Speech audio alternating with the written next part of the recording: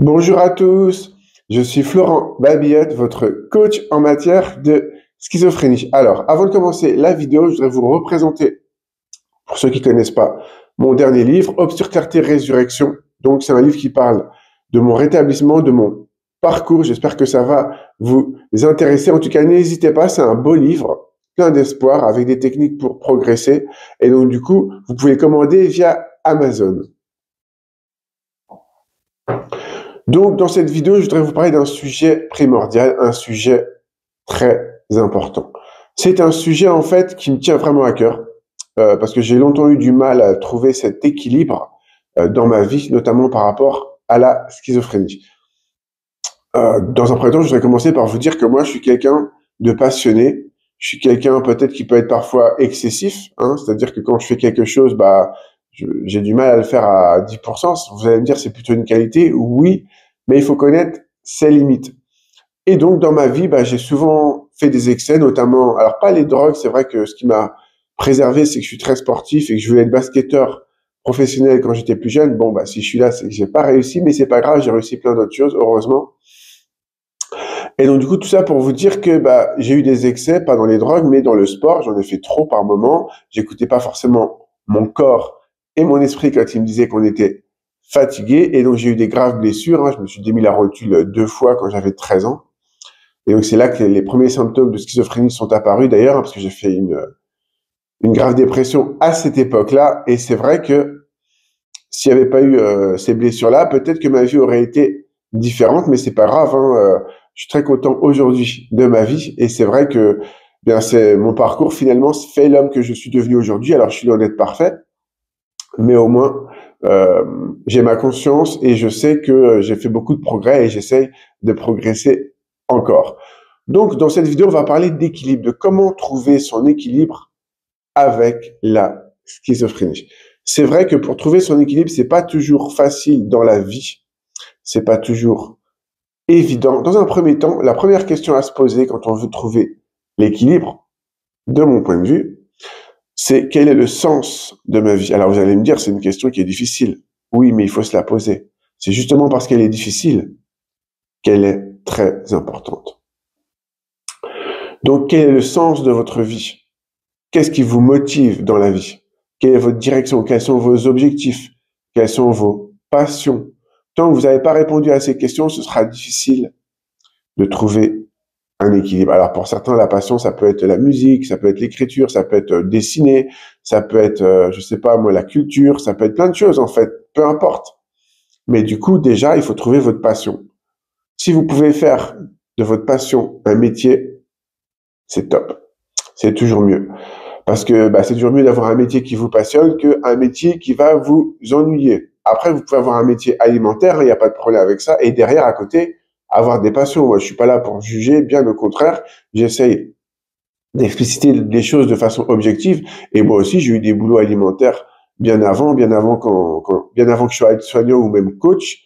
Eh bien, j'ai eu des boulots alimentaires et puis j'écrivais à côté. J'avais mes petites passions, évidemment, quoi. Donc, c'est important. Mais c'est important d'avoir cet équilibre si on a par exemple un travail alimentaire entre le travail et ses passions. Vous voyez, un équilibre, pas le travail et ses passions ou pas ses passions et le travail. Un équilibre, c'est très important. Vraiment, si j'ai un conseil à vous donner pour vous rétablir aujourd'hui, c'est de trouver ce chemin vers l'équilibre. Vous pouvez également, au lieu de vous poser des questions comme pourquoi ça n'arrive qu'à moi, pourquoi je suis atteint de schizophrénie, pourquoi ceci, pourquoi cela, pourquoi je suis déprimé. C'est bien de se poser la question, ça permet de conscientiser. Mais l'étape après, c'est de se dire comment je pourrais faire pour aller mieux, comment je pourrais faire pour progresser, comment je pourrais faire pour trouver ma voie finalement et le sens de ma vie. Donc c'est important d'avoir une direction. C'est important d'avoir un sens dans sa vie et d'avoir répondu à ces questions. Donc vous pouvez vous entraîner et répondre à ces questions via un papier ou tout simplement sur votre ordinateur ou même sur votre téléphone, sur le bloc-notes par exemple. Mais c'est très important de vous poser 5 minutes et de poser ces questions et d'y répondre. Quand vous aurez répondu, vous allez voir des choses belles vont se passer dans votre cerveau et donc dans l'action qui va en suivre. C'est très important de conscientiser les choses. Et oui, je dis conscientiser les choses parce que déjà, pour se rétablir et pour aller mieux, pour trouver l'équilibre, il faut prendre conscience que ça ne va pas. Il faut prendre conscience qu'on pourrait progresser.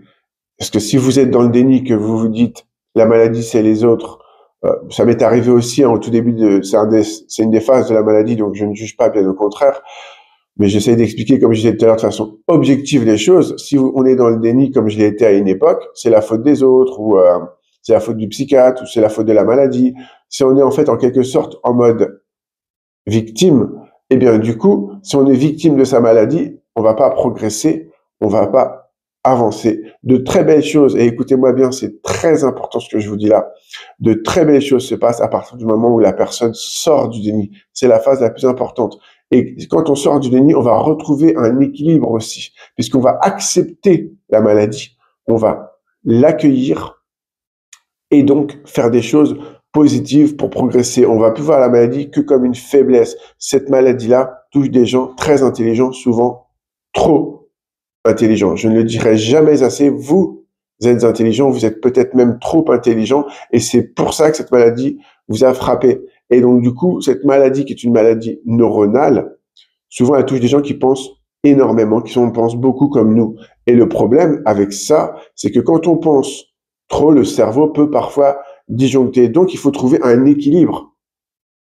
Un équilibre entre les phases où on est moins bien et les phases où on est mieux. C'est vraiment important de trouver cet équilibre. Vous pouvez également faire un peu de méditation si vous voulez trouver un équilibre. Alors, faut pas en abuser, c'est comme tout, faut pas être dans l'excès, le fameux équilibres, mais la méditation vous permettra de vous connecter à votre moi profond et elle vous permettra en fait d'être en connexion avec votre esprit, votre mental, votre conscience et votre corps. Or, on n'apprend plus à écouter son corps et c'est important pour retrouver l'équilibre d'être capable d'écouter son corps, mais aussi son esprit.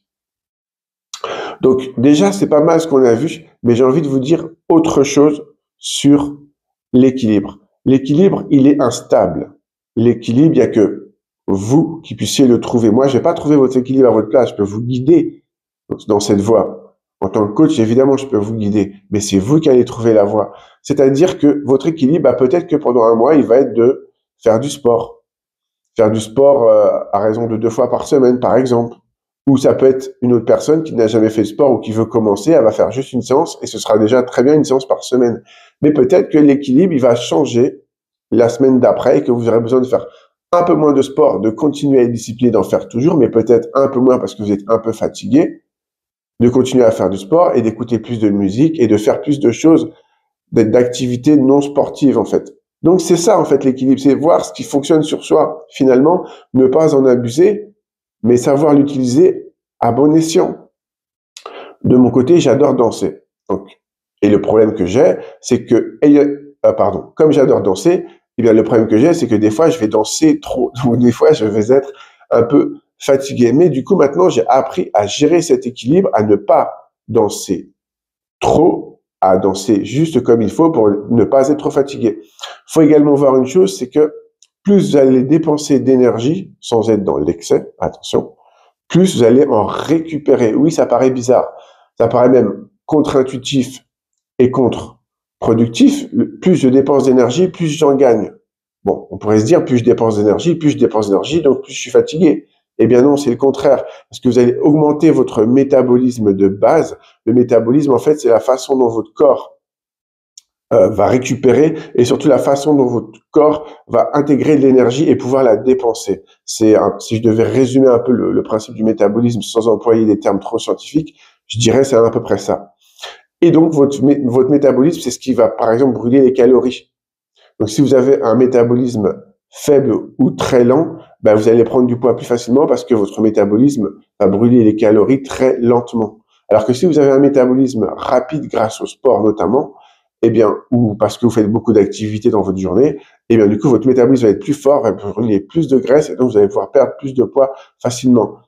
L'équilibre, il est aussi sur le poids. Alors, on a tous un poids de forme, il ne s'agit pas de ressembler à Cristiano Ronaldo ou je sais pas moi, à Ariana Grande forcément, hein. Mais donc, du coup, c'est important de connaître, de conscientiser, de savoir le poids qui vous correspond, où vous vous sentez bien dans votre corps et dans votre esprit. Une fois que vous connaissez à peu près ce poids-là, ben vous pouvez essayer de tendre vers avec un rééquilibrage alimentaire. Je ne dis pas de régime. Attention, les régimes, ça ne marche pas parce que souvent, il y a le principe du yo-yo. Vous allez perdre beaucoup de poids et puis vous allez tout reprendre après. Donc, ne faites pas de régime, faites plutôt un rééquilibrage alimentaire. Vous pouvez voir une nutritionniste ou vous pouvez prendre un coaching avec moi parce que j'ai fait des rééquilibrages alimentaires pour perdre du poids. Donc, je connais les procédés et le processus du rééquilibrage alimentaire. Mais bref, tout ça pour vous dire que c'est vraiment important d'être dans l'équilibre. L'équilibre. J'espère que cette vidéo vous aura plu. N'hésitez pas, si vous voulez me contacter, à regarder le mail qui s'affiche juste en dessous de la vidéo et vous pouvez me contacter et je vous répondrai avec grand plaisir. Je vous dis à très bientôt pour de nouvelles aventures.